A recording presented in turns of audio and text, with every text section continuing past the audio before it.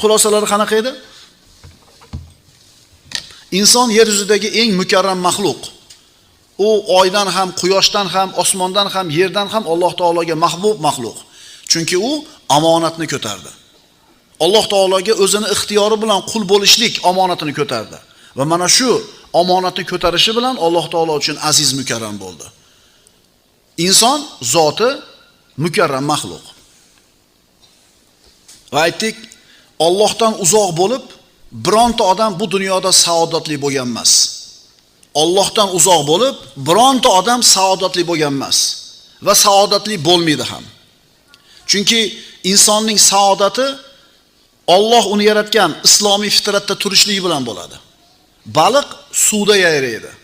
Suvdan chiqarib uni oltin dusiga qo'yib qo'ying, ipek yostiq dusiga qo'yib qo'ying, unda u rohat olmaydi, o'ladi. U faqat suvda yayraydi.